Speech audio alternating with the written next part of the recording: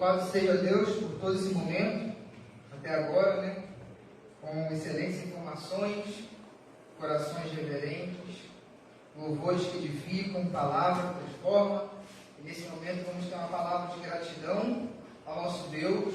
Quero pedir a irmã Marluce para que esteja orando pelas ofertas, pelos dízimos, pelo sustento do Senhor e também pela palavra que será ministrada. Amém. Senhor, nosso Deus, nosso Pai amado e santo, louvado e exaltado seja o teu santo nome, Senhor. Obrigado pelas bênçãos, pelas maravilhas derramadas sobre cada um de nós. Toma nossas vidas nas tuas mãos. Cuide de cada um de nós. Nós entregamos nossas vidas nas tuas mãos. E agradecemos pelos dízimos, pelas ofertas que foram derramadas sobre o teu altar. Em nome de Jesus, nós te agradecemos pela tua presença na vida de cada um de nós. Toma nossas vidas nas tuas mãos. Nos ensina melhor te servir. Nos dá paz, tranquilidade, saúde e a tua presença. Em nome de Jesus. Amém. Amém. Meus irmãos, hoje é a segunda mensagem de 3 sobre a ceia do Senhor. Nós vimos na primeira mensagem a instituição da Páscoa, que era a sombra da ceia. Então a gente viu como que Moisés legislou, a mão de Deus, a Páscoa do Senhor. Hoje nós vamos ver o cerne, o centro, o cumprimento da Páscoa, que se tornou ceia do Senhor em Cristo Jesus. E na outra ceia, nós vamos ver Paulo explicando e normatizando a ceia para uma igreja local. E estaremos encerrando essa minissérie, entendendo a ceia do Senhor. Hoje nós iremos refletir em Lucas, capítulo 22, a partir do verso 7.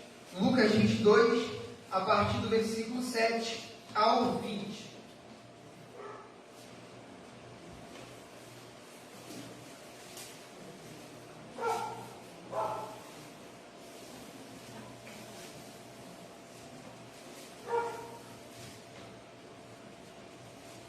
A palavra do Senhor diz assim: chegou o dia da festa dos pães sem fermento, quando o cordeiro pascual era sacrificado. Jesus mandou Pedro e João na frente e disse: vão e preparem a refeição da Páscoa para que a comamos juntos.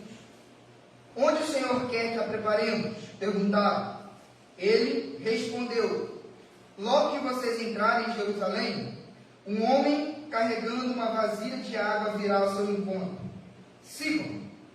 Na casa onde ele entrar, diga ao dono: o mestre pergunta: onde fica o aposento no qual comerei a refeição da Páscoa com meus discípulos? Ele os levará a uma sala grande no andar superior, que já estará arrumada. Preparem ali a refeição. Eles foram e encontraram tudo como Jesus tinha dito, e ali prepararam a refeição da Páscoa. Quando chegou a hora, Jesus e seus apóstolos tomaram lugar à mesa. Jesus disse: estava ansioso para comer a refeição da Páscoa com vocês, antes do meu sofrimento. Pois eu lhes digo agora que não voltarei a comê-la até que ela se cumpra no reino de Deus. Então tomou um cálice de vinho e agradeceu a Deus. Depois disse: tomem isto e partilhem entre vocês, pois não beberei vinho outra vez, até que venha o reino de Deus. Tomou o pão e agradeceu a Deus. Depois partiu-o e deu aos discípulos, dizendo: este é o meu corpo, entregue por vocês. Façam isto em memória de mim. Depois da ceia, Jesus tomou o cálice de vinho e disse: este é o cálice da nova aliança, confirmada com o meu sangue, que é derramado como sacrifício por vocês. Meus irmãos, no versículo 7 fala que o dia da festa dos pães sem fermentos tinha chegado. E essa festa, ela ocorria logo após da ceia da Páscoa. Então, cordeiro era sacrificado, assado e jantado quando Jesus, ou o chefe de família, repartia o pão asmos entre a família, porque era uma festa familiar, ali já se inaugurava festas dos pães sem fermento, ou pães asmos, ou pão da aflição, tudo a mesma coisa. Pois bem, quando chegamos nessa informação que o evangelista Lucas nos dá, automaticamente vem à nossa memória tudo aquilo que nós vimos na primeira mensagem desta série, que foi a Páscoa instituída por Deus por meio de Moisés na saída de Israel para o Egito. Porque aqui vai falar que além da festa dos pães asmos, dá outra informação, quando o cordeiro pascal era sacrificado. E a gente viu que esse cordeiro era um macho do ano, escolhido, ficava 4 dias ali sendo averiguado, havia o sacrifício, e o sangue daquele cordeiro foi aplicado na porta, nos umbrais, e a morte não passou na casa daqueles que aplicaram o sangue do cordeiro. Por isso o nome Páscoa. Páscoa é passar sobre.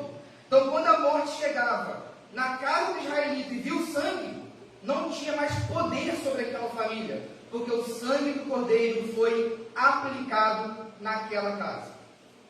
E aí, meus irmãos, o versículo 8 fala assim: Jesus mandou Pedro e João na frente e disse: vão e preparem a refeição da Páscoa, para que comamos juntos.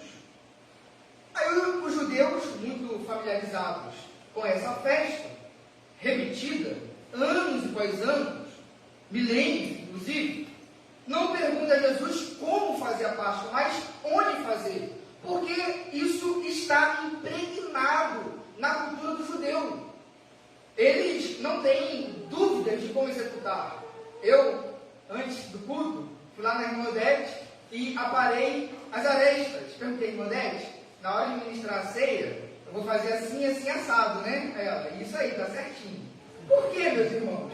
Porque uma coisa é aprender no livro, né? Outra coisa é praticar e estar familiarizado com isso. Eu vou chegar a esse momento, mas enquanto não chego, eu uso os recursos, né? Da nossa irmã sábia Odete, já tão bem treinada. Mas os judeus não tinham esse problema, porque é desde menininhos sendo ministrados com a Páscoa. Então estavam neles. Mas eles perguntam, Senhor, onde? E aí Jesus dá a resposta. Versículo 10. Logo que vocês entrarem em Jerusalém, um homem carregando uma vasilha de água virá ao seu encontro. Sigam-no.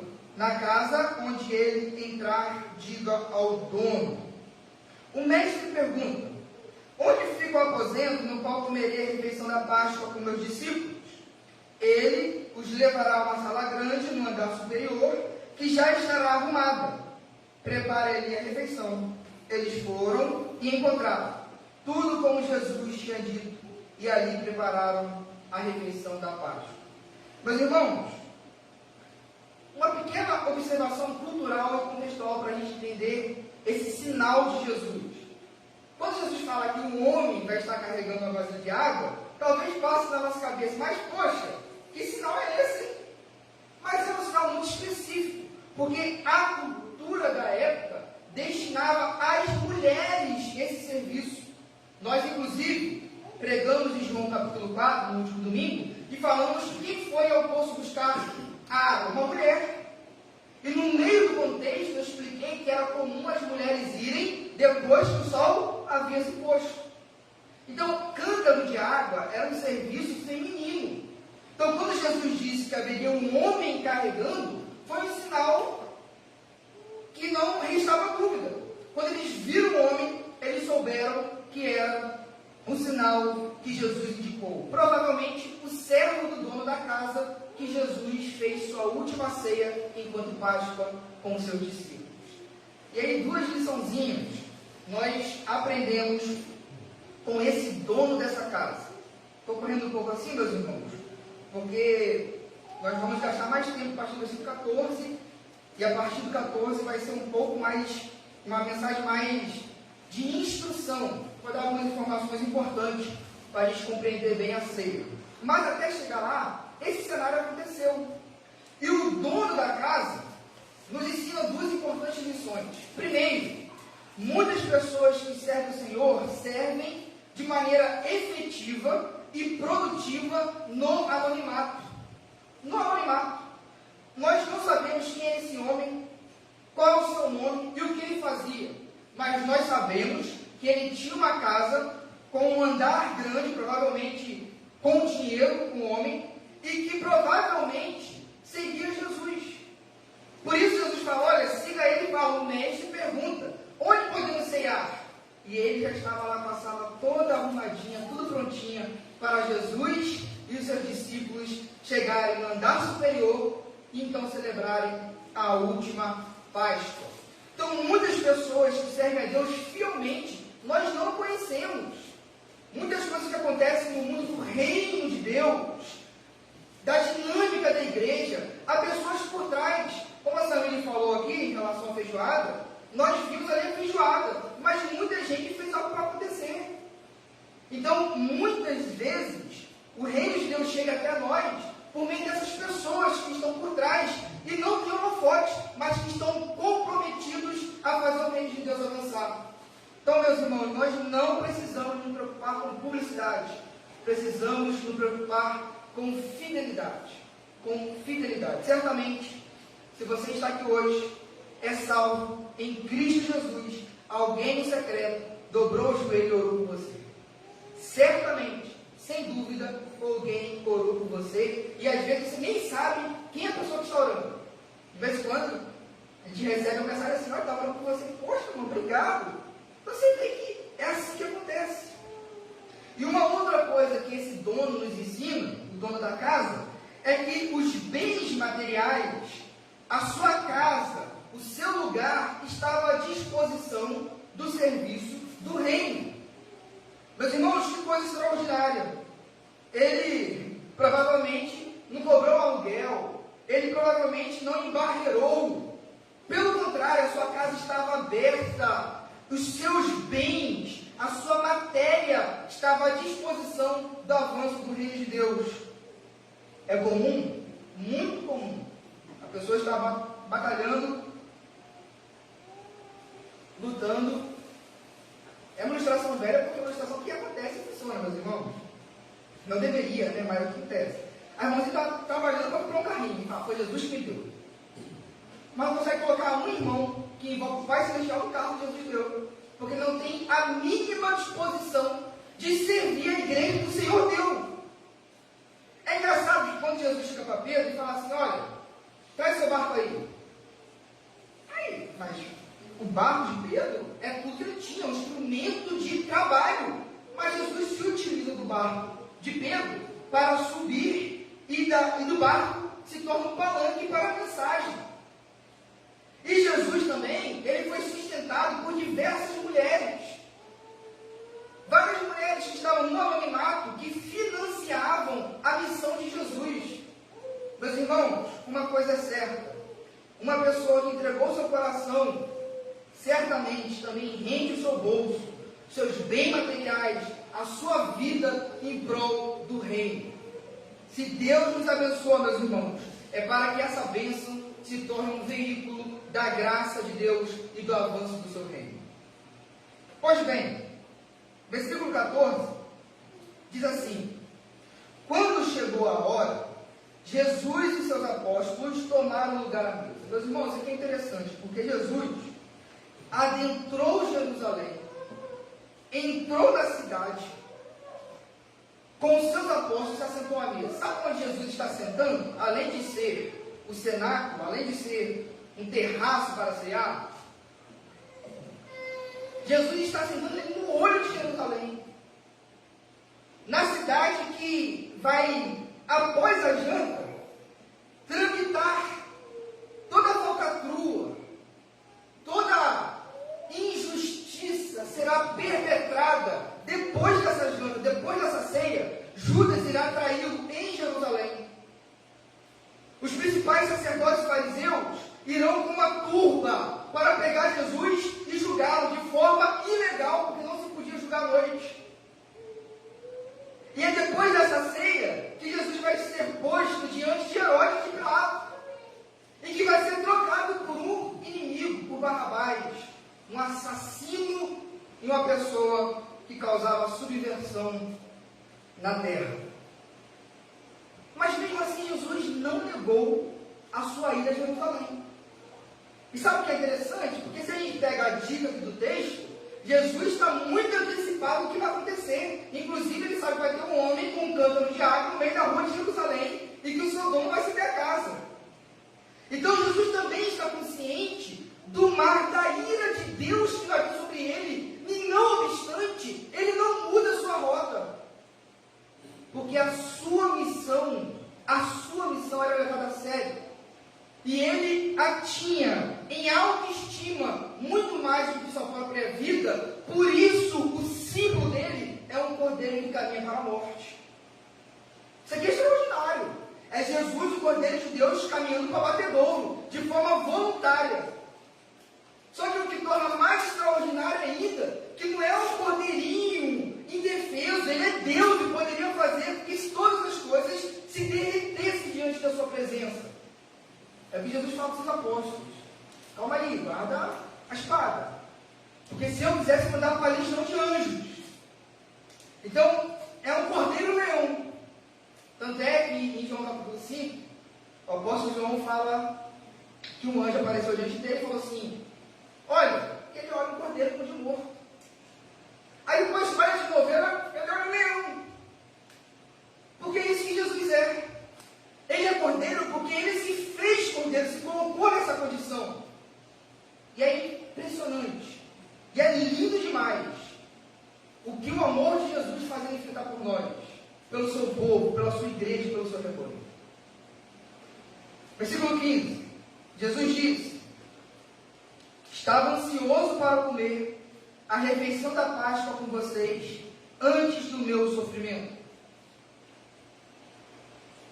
Nós sabemos que Jesus teve um ministério público muito curto, de 3 anos e meio, e aqui seria a sua última Páscoa. Então ele viveu 33 anos.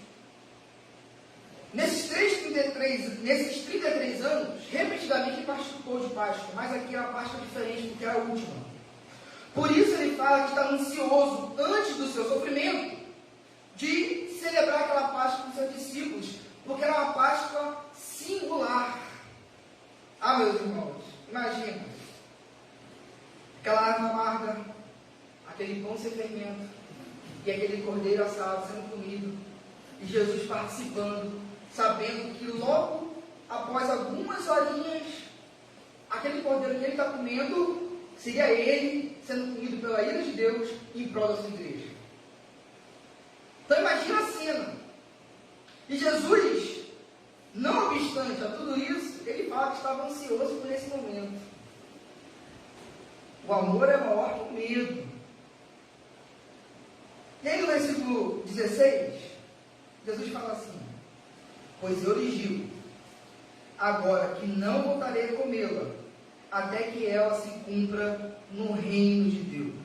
Pois, irmãos, é importante nós entendermos esse reino de Deus, porque o Senhor Jesus, ao encarnar e a manifestar poderes que até então não estavam sendo manifestados de maneira tão extraordinária, ele estava revelando algo. O reino de Deus estava sendo instalado na terra de Israel e que avançaria pelo mundo. Só que esse reino seria de forma definitiva instalado na terra depois da sua morte e da sua ressurreição.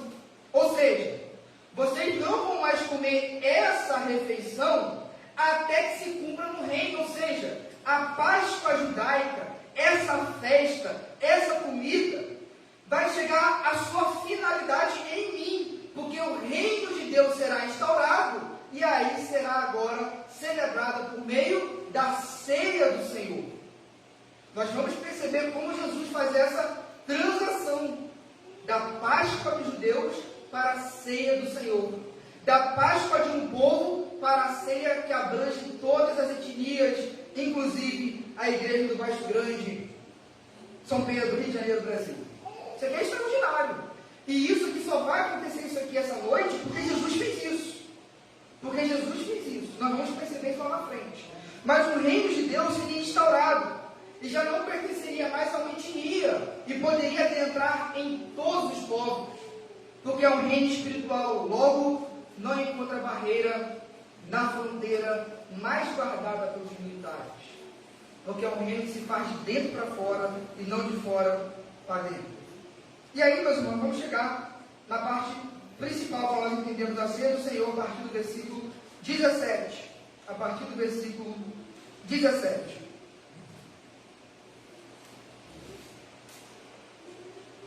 Aqui vai ser um pouquinho mais técnico, eu vou falar alguns termos um pouco, talvez não muito comum. Certamente a igreja já ouviu, mas não é muito comum de se falar. Mas eu preciso explicar, porque a ceia do Senhor não pode ser simplesmente um rito vazio, se nós não entendermos as suas qualificações e o seu real sentido.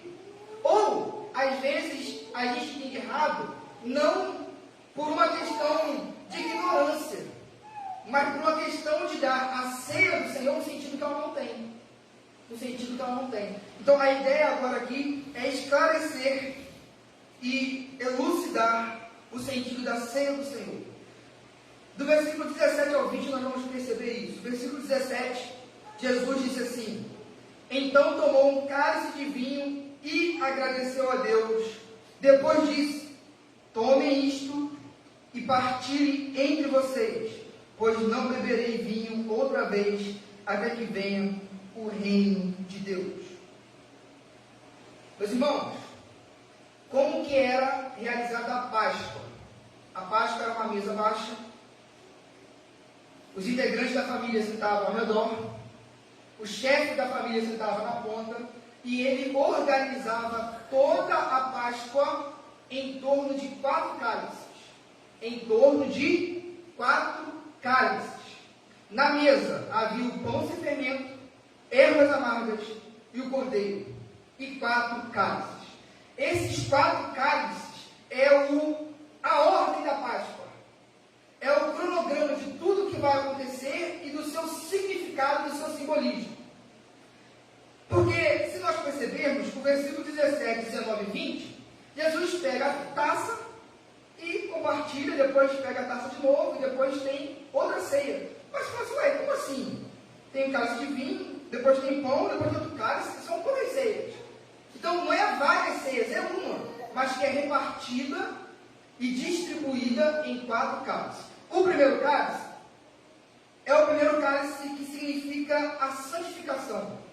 Êxodo 6, 6. Êxodo 6, 6 e versículo 7. Êxodo 6, versículo 6 e 7. O Senhor Jesus faz 4 promessas a Israel. E essas 4 promessas são repartidas nesses 4 cálices, que vão dirigir e determinar como a Páscoa do Senhor era celebrada. Êxodo 6, versículos 6 e 7. Diz assim a palavra do Senhor: portanto, diga ao povo de Israel: eu sou o Senhor. Portanto, diga ao povo de Israel: eu sou o Senhor. Eu os libertarei da opressão e os livrarei da escravidão do Egito. Eu os resgatarei com o meu braço poderoso e com grandes atos de julgamento. Eu os tomarei como meu povo e serei o seu Deus. Então vocês saberão que eu sou o Senhor, seu Deus, que os libertou da opressão do Egito. Então, há 4 promessas aqui. O primeiro é de separação. Quando o Senhor chega e fala assim: eu sou o Senhor, está identificando Israel com eles. Então, a primeira taça é a taça da santificação. Santificação significa o quê? Separação. A partir daquele momento, Israel seria um povo diferente, separado do mundo, para que fosse o veículo da graça de Deus na história. Então, o primeiro cálice o pai pegava, simbolizando que Israel foi um povo separado, e passava de mão em mão, e cada um tomava um gole, até que chegasse ele e ele também tomava, e aí acabava a primeira taça. A segunda taça, ou segundo cálice, é o cálice da libertação. Quando Deus fala para Israel: eu vos libertarei. E aí, o chefe de família levantava, e provavelmente uma criança perguntava: mas qual o sentido? E aí o pai pai explicava todo o êxodo da libertação, do poder de Deus se manifestando em Israel, para que Israel não somente fosse um povo separado, mas um povo liberto. Porque um povo que não é libertado não pode servir a Deus como Deus quer. E aí, antes da terceira taça, que é a taça da redenção, que é a taça da salvação, é onde Jesus vai pegar o corpo e vai falar: esse aqui é o meu corpo, repartido em favor de vocês. O cálice, a taça da redenção, só tem sentido por causa daquilo que Jesus fez. E aí vem a taça da redenção, quando o Senhor salvou Israel daquele lugar do poder do faraó e do Egito. E por fim, vi a última cálice para encerrar a Páscoa, que era o cálice do louvor. E aí o povo de Israel, cada um em sua casa, terminava a Páscoa do Senhor com o cálice do louvor, engrandecendo a Deus por tudo aquilo que Ele fez por eles. E aí eles cantavam salmos, toda a família cantando salmos. E aí encerrava a Páscoa do Senhor. E é nesse cronograma que o Senhor vai inserir a ceia do Senhor. Porque imagina, meus irmãos, todo mundo sabe o que vai acontecer. Aí Jesus vem, insere duas partículas diferentes. Pega o pão e está no corpo. O quê? Toda a simbologia, toda a história que está impregnada em Israel ganha sentido. Ganha materialidade, ganha visualização. Isto é o meu corpo. Provavelmente os judeus ficaram assim, os seus discípulos, a sua família naquela mesa. Como assim? Aí depois Jesus fala: esse é o sangue da nova aliança. Meu sangue é o sangue da nova aliança. Então são duas cláusulas que faz todo sentido para os judeus e que agora traz a realidade de tudo aquilo que eles esperavam. A separação, a santificação, a libertação, a redenção e o louvor agora ganha a sua máxima efetividade. Porque não foi só uma libertação física, não foi só uma separação física, não é só um louvor físico de um ato histórico, mas agora é a realidade espiritual chegando em sua plenitude em Jesus e cumprindo toda aquela sombra. E aí os judeus agora passam a não ser mais simplesmente judeus da Páscoa, mas agora, a partir do fato de Jesus, passam a ser judeus cristãos que comemoram a nova aliança que é simbolizada na ceia do Senhor. E aí, meus irmãos, no versículo 18, o Senhor fala assim: pois não beberei vinho outra vez, até que venha o reino de Deus. E aí no versículo 19, tomou o pão e agradeceu a Deus. Tomou o pão e agradeceu a Deus. No versículo 17 e 19, onde Jesus compartilha o cálice e o pão, ele faz duas coisas, ele agradece a Deus. Meus irmãos, se tem uma coisa que deve permear a ceia do Senhor, é o sentimento de gratidão. Isso tem que ser algo que brota do nosso coração, porque isso aqui é uma manifestação daquilo que Jesus fez. Nós somos o fruto, os efeitos daquela causa que causa aquilo que Jesus Cristo efetuou por nós na cruz. Então, se tem algo que deve permear o ambiente da igreja na ceia do Senhor, é o sentimento de gratidão a Deus por tudo aquilo que Ele fez, é e ainda fará. Mas aí Jesus fala assim: este é o meu corpo. Jesus pegou o pão sem fermento e quebrou. Este é o meu corpo. Esse termo, este é o meu corpo, trouxe muitas confusões acerca do que é a ceia do Senhor. E aqui eu vou falar de dois termos que são muito comuns, principalmente em igrejas mais históricas, como a luterana, e mais antiga ainda, como a católica romana. O primeiro é a transubstanciação. Isto é o meu corpo. Os católicos romanos entendem que a hóstia, o cálice, aquela matéria, se transforma literalmente no corpo de Cristo. E que a bebida se torna no sangue de Cristo.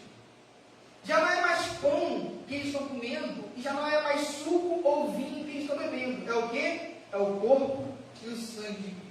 Literalmente, se transforma no corpo de Cristo. Nós não pensamos assim. Nós não cremos que os elementos vão ser transformados. Nós cremos que os elementos continuam como pão e como suco. Um outro entendimento é a consubstanciação. O vinho e o pão não se transformam, mas eles se misturam com o corpo e com o sangue de Jesus. É a ideia do luteranismo. Até mesmo alguns anglicanos pensam assim. O pão e o cálice contêm em suas moléculas a propriedade do corpo de Cristo. Nós também não pensamos assim. E aí vem uma terceiro entendimento, que o pão e o vinho continuam pão e vinho, mas a presença espiritual de Jesus é infundida com maior graça em quem bebe. E aí você recebe uma fusão de graça maior para que você saia alimentado do próprio Cristo. Nós também não pensamos assim. Geralmente quem pensa assim são os nossos irmãos presbiterianos, como o pão e o cálice como um meio de graça. Então, o que eles pensam é que o sangue e o corpo de Jesus Cristo não estão nos alimentos, mas que sua presença espiritual estão e infunde graça em nossos corações.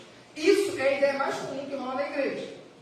Tanto é que eu conheço pessoas que falam assim: poxa, eu estava indo tão bem na igreja, só foi faltar a ceia e me senti fraco.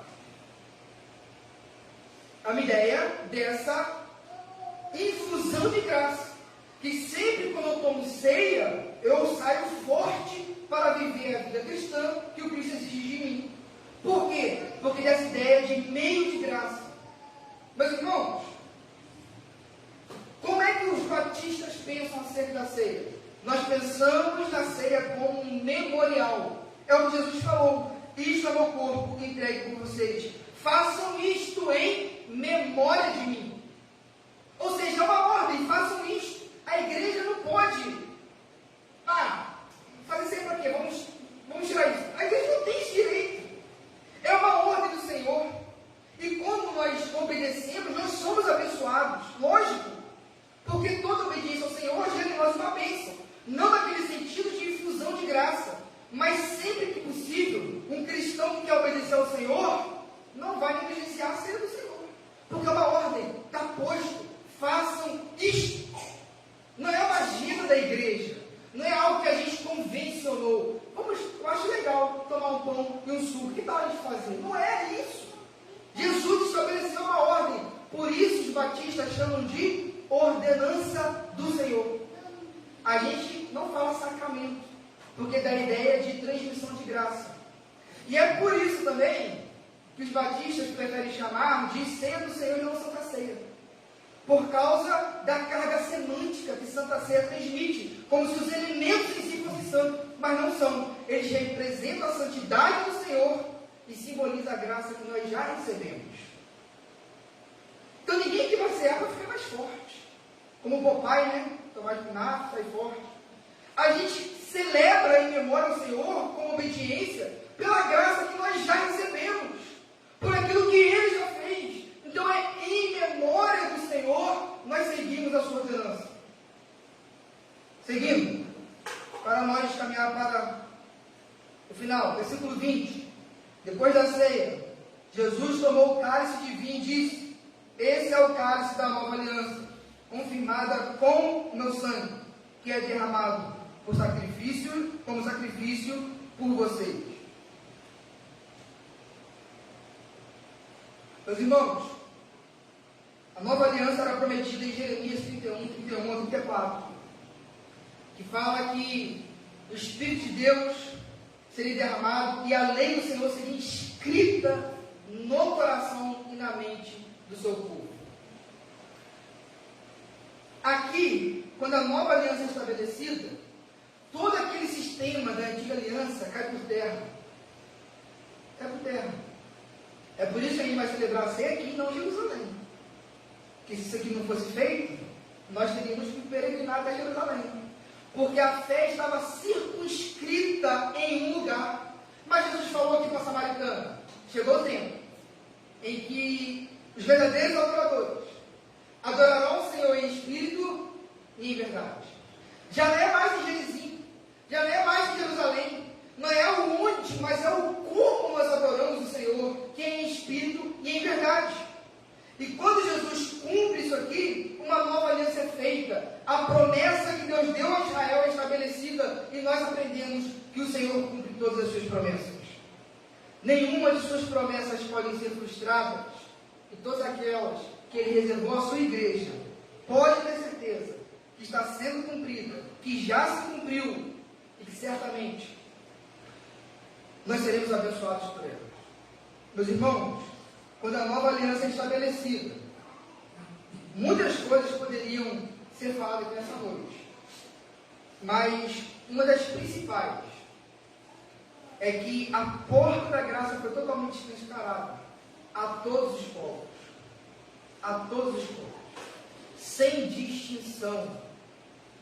distinção, todos nós podemos celebrar aquilo que os israelitas celebravam como sombra, nós celebramos como realidade. Jesus é o nosso Cordeiro Pascual, que morreu, cumpriu todas as profecias e promessas e abriu a porta da graça para toda a humanidade.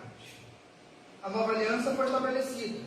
A Páscoa judaica acabou ali e a ceia do Senhor agora é transmitida à sua igreja. Por isso, nós não celebramos Páscoa judaica, porque a gente não celebra a sombra. Nós celebramos a realidade de Jesus Cristo. A realidade de Jesus Cristo.